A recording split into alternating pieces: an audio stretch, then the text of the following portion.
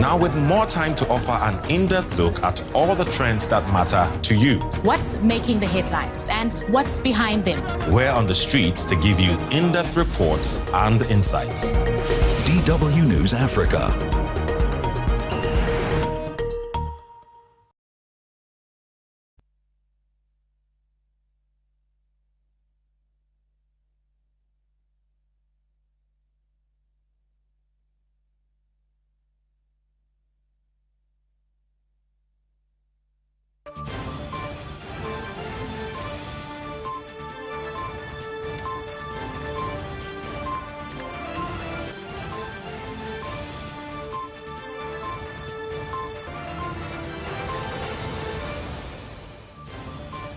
Capital News tonight.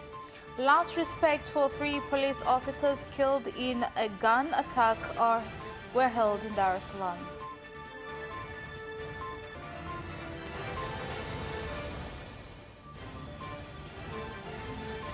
Ukonga MP Jerry Slaa surrenders before the Rights, Ethics and Powers Parliamentary Committee.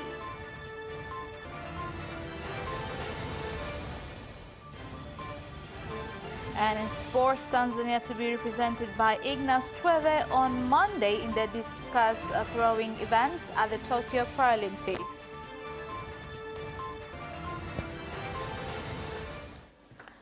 Good evening, this is Capital News at 9:30. My name is Khadija Zimbwe. First, the national news.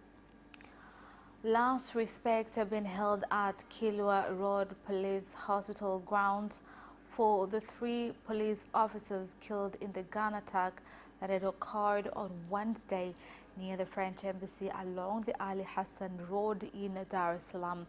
Among leaders present at the occasion included the Minister of Home Affairs George Simbachawene and the Inspector General of Police IGP Saman Siro.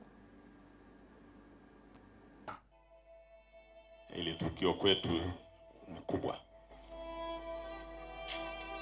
Ni kubwa sana, lakini ndio kazi yetu sisi askari. Lakini vifo vya namna hivi vinapotokea kwetu askari, kuna kitu cha kujifunza.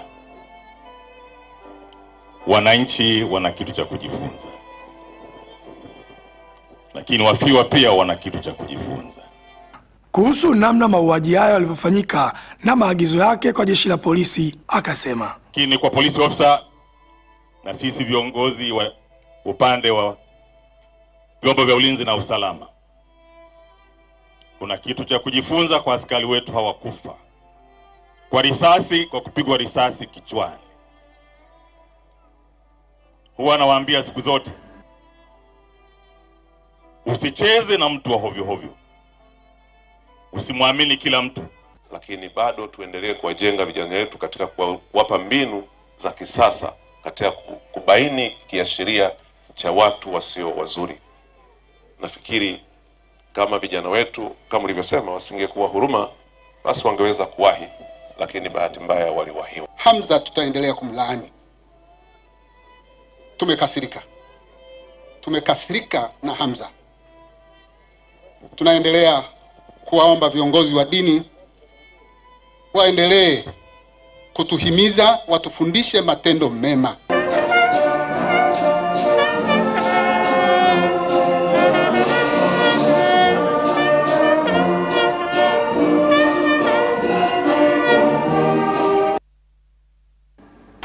May their souls rest in eternal peace. Amen. Now, moving on, the Rights, Ethics and Powers Parliamentary Committee has ended interrogation of the Member of Parliament of Ukonga, Jerry Slaa, and submitted recommendations for further action to the Speaker.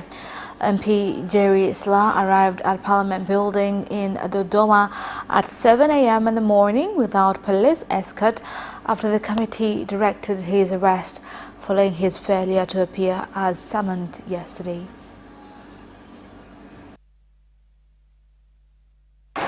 Sisi nia yetu ilikuwa ni kwamba shahidi afike mbele ya kamati leo, na yeye amefika mbele ya kamati. Our intention is for the witness to appear before the committee today, and he has arrived. The committee continues to work on the reasons why he could not appear yesterday. When you postpone any case, even in court, it never gives you a new call. And, of course, he was informed. Yanayozungumzwa kwenye kamati ya maadili ni ya siri na kanuni zetu za kudumu zinatuelekeza mwenyekiti ndio atatoa ufafanuzi wa kila jambo. All that is said in the Ethics Committee is confidential, and the regulations dictates that the chairman is the one who gives the detailed explanations. There are Tanzanians who would like to know what is going on. I was interviewed on Tuesday and I completed my defense. I ended my defense and informed the committee that I had a funeral to attend. Yesterday I had a health problem and I was preparing to go to Arusha. But in honor, I saw that I arrived today at 10 o'clock. Prime Minister Kassim Majaliwa has directed Tanzania Roads Authority TANROADS to ensure they oversee construction of the Usisula Sikonge to Tabora Tarmac Road to Mlele District Katavi region so that it is constructed according to the required quality standards. Prime Minister made the statement on the start of his 3-day tour of Tabora region.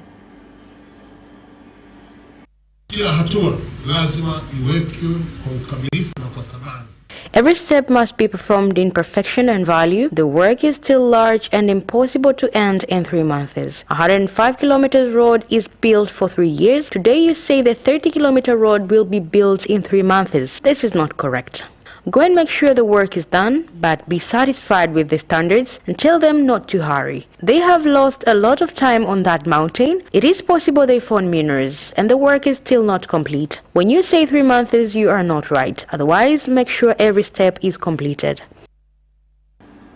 Preliminary hearing of an economic sabotage case against the former District Commissioner of Hai, Lengai Ole Sabaya, and 6 co-accused did not take place today at Arusha Resident Magistrate Court, as the document allowing the court to proceed with the case was incomplete. Here's more on the report. The case was adjourned until September 9th, when it will come up for mention. The accused are facing 4 charges, whereby in the first offense, Sabaya is alleged to lead a gang of criminals. In the second and third offense, he is alleged to have participated in corruption, malpractices by soliciting 90 million shillings from Francis Mroso so as to help him avoid criminal allegations against him, including that of tax evasion. Now, Dar es Salaam Special Zone Police Force has arrested a man identified as Juma Larth JM, aged 37 years, a resident of Kariako, after causing deaths of 2 security guards by running over them with a lorry at the fuel station in Tungi area, Kigamboni.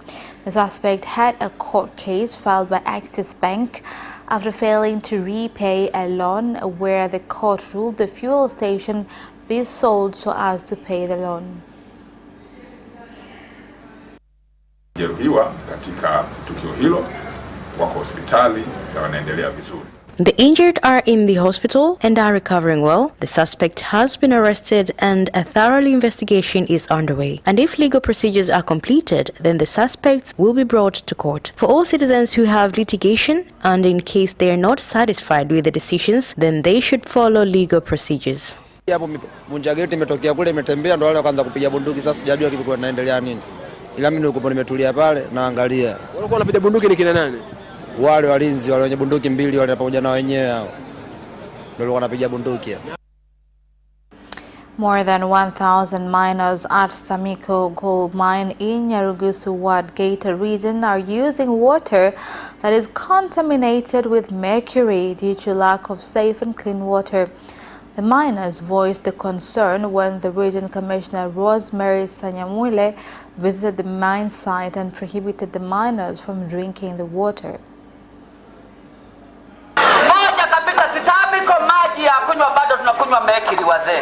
At Stamiko we drink dirty water. And I want to ask, do we have a permanent well or not? Why should we continue to drink such water when we have enough gold?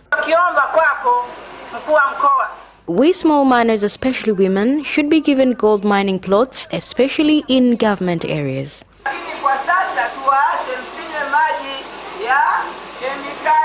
We ask you not to drink chemical water because if you continue to drink that water, we say it is better to close the mine than to lose the people. Please do not continue to use the water while the government continues to make sure you get clean and safe water. The ambulance speedboat MV Ukerewe 2 Kazi Iendelee, constructed by Songoro Marine Transport Company in Mwanza at a cost of 200 million shillings, is ready to start emergency services for referral patients from various islands of the district after docking today at Nansio Port. Boti hii kama walivyosema wenzangu itatusaidia sana kwa sababu Ukerewe tuna hospitali mbili. This boat, as my colleague said, will help us a lot because Ukerewe we have two hospitals, one at Nansio and the other one at Ukara. So this boat will start working referral from existing clinics within the island to Bugando and Seketure hospitals. This boat will help us a lot to save our dear brothers and sisters, especially pregnant women. This boat is capable of carrying 6 people in the sense of 2 patients and 4 assistants. And this boat will help our Ukerewe district by sending emergency patients to the referral hospital. Tunapata shida wananchi wa kisiwa cha Ukerewe pale ambapo unakuta kuna mgonjwa wa dharura ambaye anapaswa kwenda Mwanza. We were having trouble, the people of Ukerewe Island, where you find there is an emergency patient who is supposed to be taken to Mwanza, Bugando Hospital or Seketure Hospital, and found out the usual boat has left the patient. The Minister of Water, Juma Aweso, has suspended the technical manager of the Water Authority after failing to address water challenges in various areas of Handeni District, Tanga region.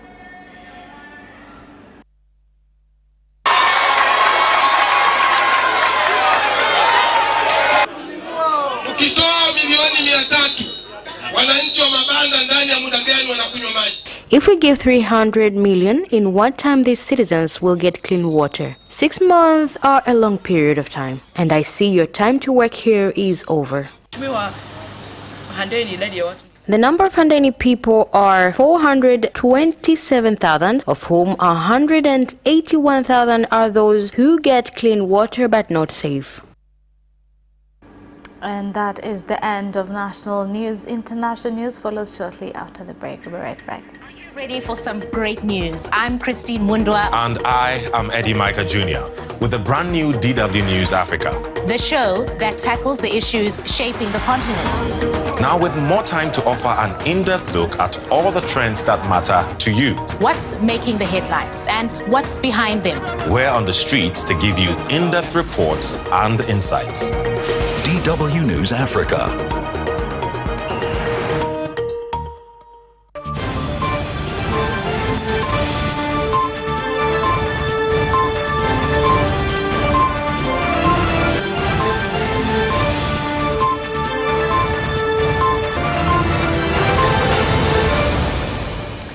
Welcome back, and in international news.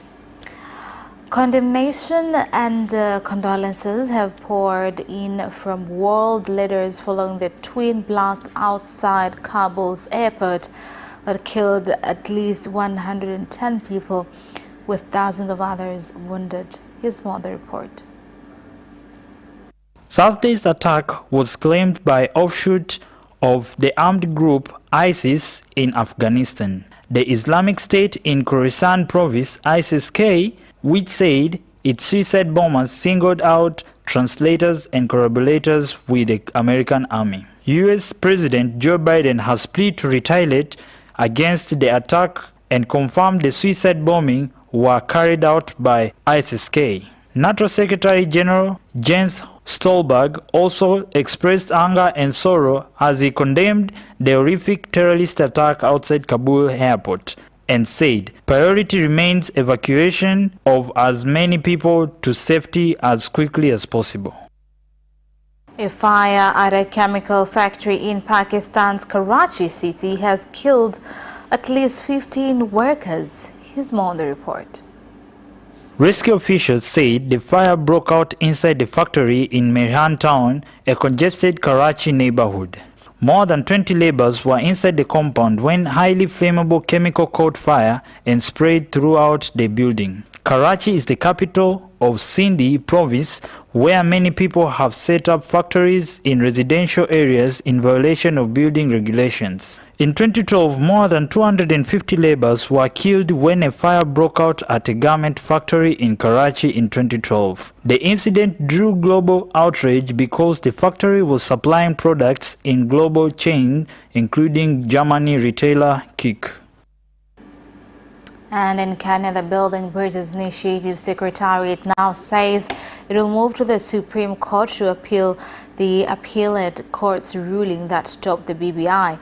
BBI Secretariat co-chairperson Junaid Mohammed and Dennis Waweru have said they will support Attorney General Kihara Kairuki's appeal at the Apex Court, while Orange Democratic Movement ODM leader Raila Odinga has said BBI's collapse in court will negatively impact the country's social and political landscape in the future. And that is the end of international news. Business news follows shortly after the break, and we'll be right back. Tune in to Business Edition and meet business leaders and experts who keep you informed on business and economic developments taking place in the country, such as tourism, construction, energy, transport, mining, agriculture, communication, banking, real estate, and more. Business Edition on Friday at 8:15 p.m. only on Capital Television.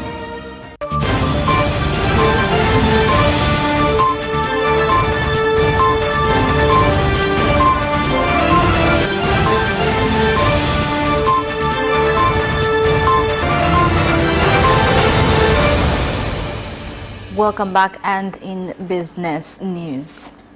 Farmers in Namtumbo and Tunduru districts of Ruma region have sold more than 2,000 tons of pigeon peas worth more than 3.5 billion shillings at 5 auctions since August 12th this year through the warehouse system. Mpaka sasa mnada ni watano, ambapo jumla ya kilo za mbaazi kwa mkoa mzima mpaka sasa ni tani 2,000. So far, this is the 5th auction, where a total of black-eyed peas brought are 2,000 tons. Farmers have got 3.5 billion. Namtumbo and Tunduru districts have so far got more than 99 million shillings. Na katika minada hii mitatu bei ya juu kabisa ambayo wakulima wanunuzi wameweza ku. From these auctions, buyers have offered 1,380 shillings per kilo, where they ended up buying for 1,280 shillings. The Minister of Agriculture, Adolf Mkenda, has said that the government is planning to revive the Cashewnut Inputs Fund and directed the Cashewnut Board in the country to put in place procedures for implementation of the fund. Matumizi mabaya fedha hizi tunazivuta mfuko mkuu. Lakini sio mfuko mkuu ili zikakae kule, zikaendeleze kule kwenye kahawa, kule kwenye pamba, kwenye tumbaku, kwenye chai sawia na inavyoendesha eneo la korosho. Lazima fedha zile ziwe na upendeleo maalum. When funds are returned to the main fund, they should not just be saved, but rather should be used in farming of other crops like cotton, coffee, tobacco, tea, and others, just like cashewnut is treated. I've asked Cashewnut Board to set plans and strategies for the funds. Board, in collaboration with Regional Secretariat, have monitored the sales exercise of raw cashewnut for the season 2020-2021, where a total of over 200,000 tons were collected and sold at the market. 6 winners, the promotion known as Milioni Mia Moja, Vimba na Techno Spark 17 and Cameron 71, organized by mobile phone manufacturing company Techno, have been presented with their prizes, which include a brand new car. There were 3 prizes categories, including 3 fridges, 2 motorbikes and a grand prize of a brand new car. Namshukuru Mwenyezi Mungu pamoja na waliotoa zawadi. Nimeamini kuwa watu sio waongo kwa sababu I have confirmed that these deals are true. And that is the end of business news. Sports news follows next. Away first time, good start from Bolt. Bolt leading a moment and going away. Gay trying to go with him and he's going to be dragged through to second place, but he's going to win it by 2 meters. Away first time, good start from Bolt. Bolt leading a moment and going away. Gay trying to go with him and he's going to be dragged through to second place, but he's going to win it by 2 meters.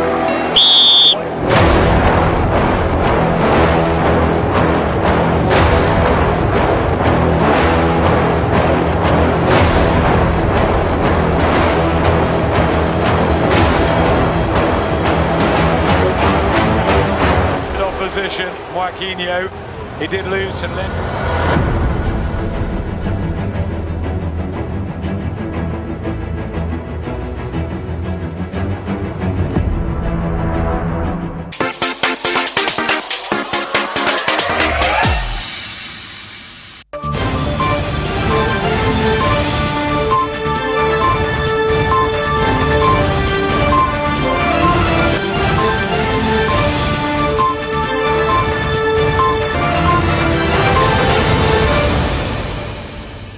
Welcome back, and in sports news tonight. The Paralympics in Tokyo, Japan have entered the 3rd day with Tanzania waiting to be represented by Ignace Tueve on Monday in their discus throwing event. Hivi tunavyoongea ni kwamba nimekuja na wachezaji ambapo tumekuja kuangalia wenzetu wana perform vipi. I've come with players so they can see how others are performing. In the morning session we had a good training and we came here now to see how our fellows are doing. The competition is going on well and some games have been played. The Minister of Information, Culture, Arts and Sports, Innocent Bashungwa, has urged athletes across the country to get vaccinated tomorrow at the Uhuru Stadium in Dar es Salaam.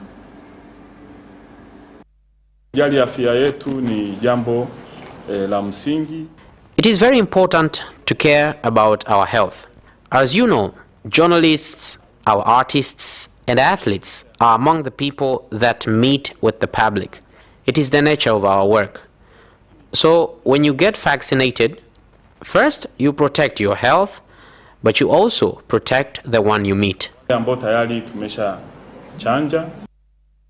Manchester United have entered the race alongside Manchester City to sign Cristiano Ronaldo from Juventus after Massimiliano Allegri confirmed that the Portugal forward wants to leave Italy, with Ole Gunnar Solskjaer admitting that he would welcome back a legend of the club. It is understood that United have now held talks with Ronaldo's agent, Jorge Mendes, with a view to sign the player that joined from Sporting Lisbon as a teenager and spent 6 seasons at Old Trafford before moving to Real Madrid for a world record £80 million in 2009. City have yet to table a formal bid for the 36-year-old, and Solskjaer hinted that his side may now attempt to trump their neighbours by signing the 5-time Ballon d'Or winner. Ronaldo has less than 12 months of his deal with the Italian club that is worth an estimated €31 million a season after tax, having moved to Serie A from Madrid in 2018. Real Madrid have put Eden Hazard up for sale as they prepare for Kylian Mbappe's arrival from Paris Saint-Germain. Here's more on the story.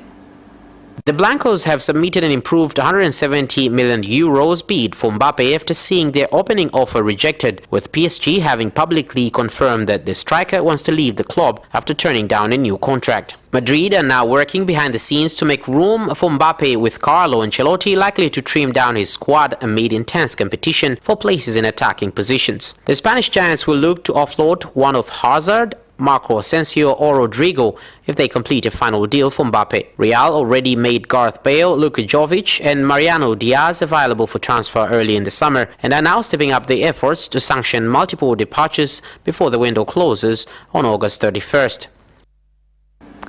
There was a record set at the Paralympic Games on Friday, but one organizers would rather not have been set after play was suspended due to extreme heat. Here's the story. The opening day of competition in wheelchair tennis was due to begin at 11 a.m. on a sweltering day in Tokyo, but matches on uncovered outside courts at the Ariake Tennis Center had to be rescheduled after wet global temperatures, which measure humidity as well as heat, exceeded limits set for athletes' safety. The suspension was the first of its kind after safeguards were drawn up by the International Tennis Federation, who operate the tennis events at the Olympic and Paralympic Games before Tokyo 2020. It followed concerns that high summer in the Japanese capital would create conditions intolerable for outdoor play in such a physically demanding sport. And that sports item ends our news bulletin for tonight. My name is Khadija Zimbo. Thank you for watching and good night.